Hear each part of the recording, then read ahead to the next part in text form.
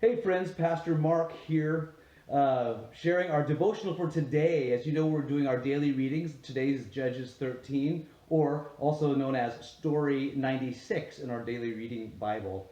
It's all about Samson's birth, promised by God. If you haven't read it yet, stop the video here and go and read your text for today. Now, you'll know that this is a promise of a child to Manoah by God, and that child would be Samson.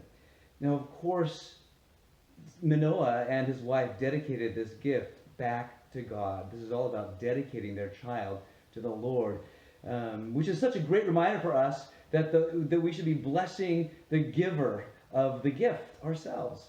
It reminds me of a great story. When my son was 4 years old, my mom and dad took him to a park, and they gave him the gift of a new bicycle. And Aiden was so excited about that new bicycle. He said, "Oh, Granddad, thank you, thank you, thank you, Granddad." And then he hopped on his bicycle and he rode it straight into the lake.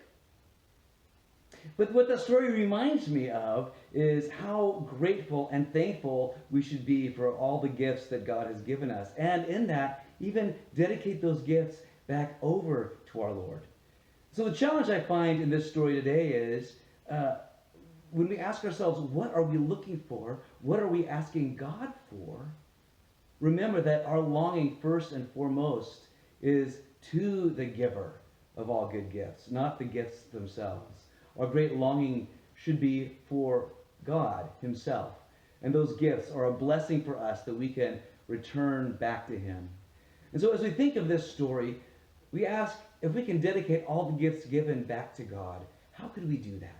How can you turn your heart from the gift to the giver of all good gifts?